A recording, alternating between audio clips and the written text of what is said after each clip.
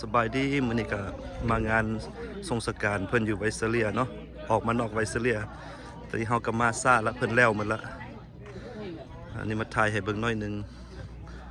เอาละอีก10 นาทีเด้จังได๋กินข้าวกินน้ำกับบ่อยฟ้าเนาะ1 โมงพุ่นนี่เขาไปฮอดพุ่นเนาะตามนัด1 โมงแต่เขาไปฮอดก่อนเขาเจ้ากับพร้อม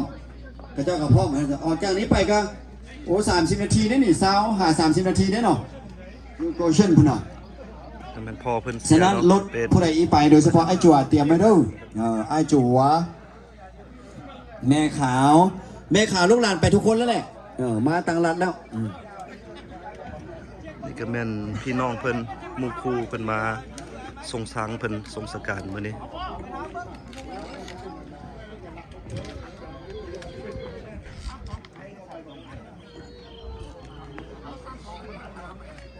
แบบว่าเฮามาซ่ามื้อนี้ล่ะเพิ่นเฮ็ดพิธีแล้วหมดละมีแต่เพิ่นสิไปพี่ประสาแล้วก็ไปจูดอยู่เพิ่นเฮ็ดอยู่เฮือน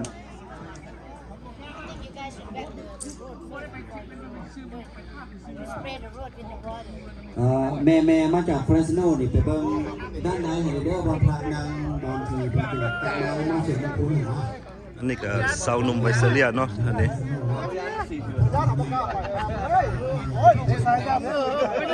สบายดีไอ้ส้มเปลี่ยนแล้วต้องยกขึ้นนำแก้วส่งกันไปนะแก้วแก้วส่งกันนะจั่วแล้วนะคนคิดว่าเป็นคุยข้อแล้วนะมาพลาดเขาซื้อเส้นได้แต่สเปกว่ามีส่งมาก่อนไปท่ามือเดี๋ยวกูจะไปนะกำลังล้มเพิ่นกำลังล้มกันตามกองกันบ่เป็นคำมือเมืองลาวเป็นคำมือเมืองลาวนี่อันสิกลับบ่เขาจะส่งบางทีคำมือเมืองลาวเดี๋ยวนี้นะคือที่ช่วยนี่นะบ่ได้เอา VIP ไม่ได้เขาจะบ่ให้เมื่อดอกเพิ่นว่าคันเมื่อแล้วมันสิบ่ม่วนเท่านี้พอเพียงจะไปท่ามซื่อๆนะบ่ได้ไปเช็คอินหรอกไปท่ามเจ้าบ่เอาคนจีนเอาคนหัวไก่ตุ้ยเนาะนี่เนาะจ่ายยิบเลยเอาคนลาวนี่ก็เป็นหลังบ้านเพิ่นกันใหญ่หลังบ้านเพิ่นเฮ็ดอยู่เฮือนก็แม่นเพิ่นนั่งกินข้าวอยู่ตอนนี้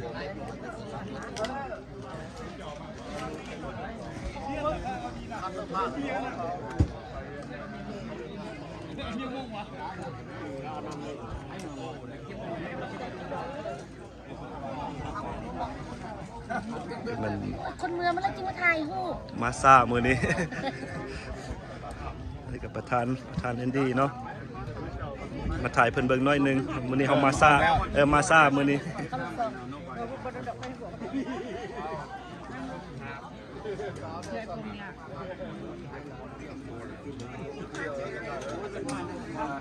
เพิ่นก็นั่งซุ่มแซวกันเพราะว่าเพิ่นแล้วพิธีหมดแล้วเนาะมีแต่เฮามานั้นมาถ่ายน้อยนึงนี่ของแท้เพิ่นว่าจะให้โพลิเปียวได้เดี๋ยว19นี่โอ้ฟ้องมาพี่ตู้หั่นน่ะเอาไอ้ฟ้องเพิ่นว่ามาเอาเฮนเนสซี่ชาจากบ้านเพิ่นว่าอันนี้ก็มาทางไกลมาจากโมเดสโตเพิ่นนี่เรียนโตได้บ่นี่เรียนโตได้บ่นี่เรียนแล้วแม่นมไข่ใส่โอ้ครูเพิ่นก็หลายคนมาส่ง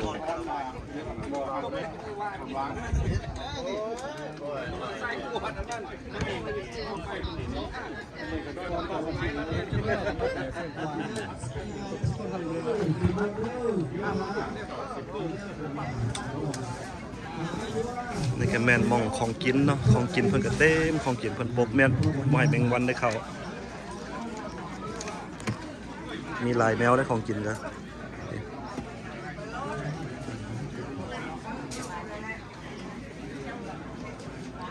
กินกันมีหลายอย่างเฮาปกแม่นบ่ให้แมงวันเข้าเนาะ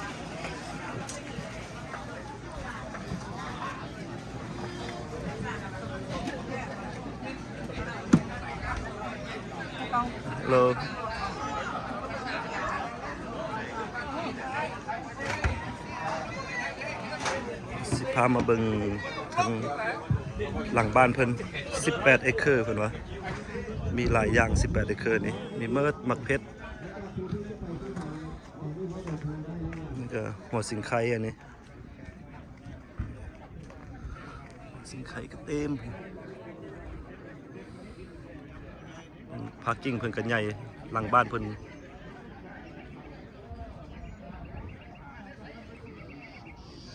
คนก็หลายแต่ว่าเพิ่นออกมาแล้วเพราะว่าเฮามาซ่ามื้อนี้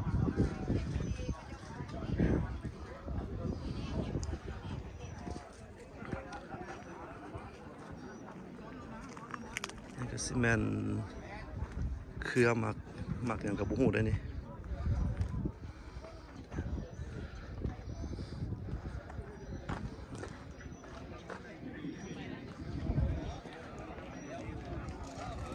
งั้นเพิ่นก็กว้างพี่ยามมาเบิ่งทางหน้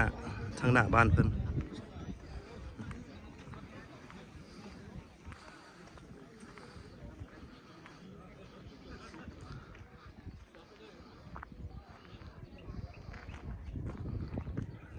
แม่นทางหลังบ้านอันนี้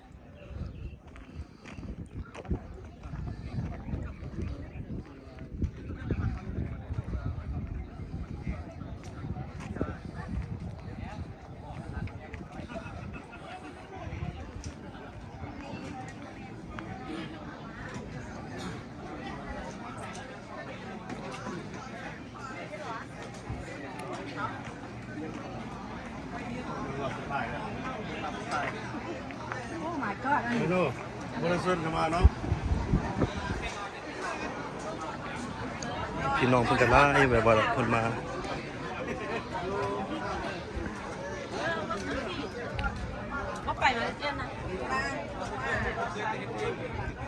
อันนี้เพิ่นก็กำลังสิออกไปหม่องจุดศพเนาะเพิ่นกำลังเตรียม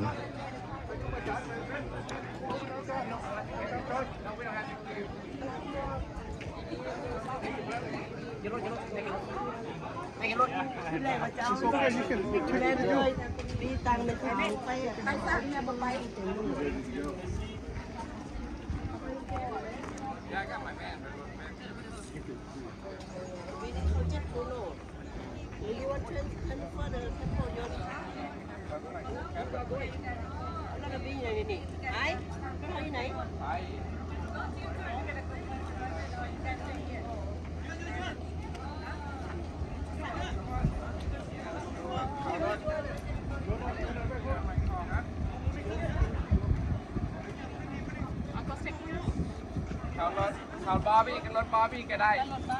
บาร์บี้ก็ได้ Where's your car? Get on check the deputy car too. Get on the van. เพิ่นกำลังไปสถานที่เนาะเพิ่นสิไปจุดศพแต่ว่าเพิ่นเฮ็ดอยู่บ้านแล้วเพิ่นสิไปจุดศพอยู่สถานที่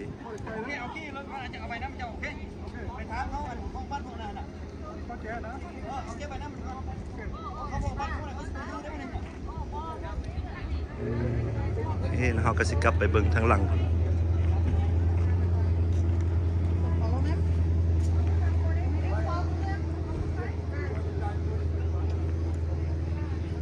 ก็เสียดายเนาะบ่ได้มาไว้มาถ่ายแต่เช้าก็เห็นหน่อยนึงเห็นหม่องเพิ่นจัดสถานที่เฮ็ดพิธีเพิ่นก็เฮ็ดงามทรงทางเพิ่นเทื่อสุดท้ายนี่เพิ่นก็มีหม่องนั่งลิ้นอยู่นี่อันนี้ก็ผู้อยากไปทรงสการอยู่สถานที่ไปจูทางก็ไปแต่พิธีเพิ่นเฮ็ดแล้วอยู่เฮือนละก็อันนี้ก็ผู้ใดบ่อยากไปเพิ่นก็อยู่นี่เลย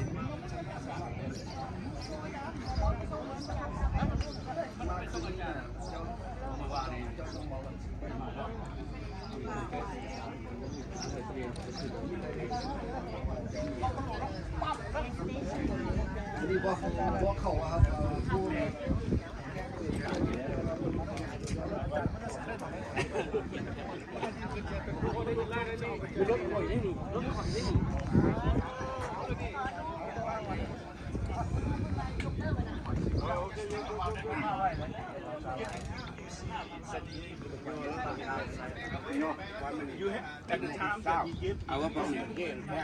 เอาหน่อยนึง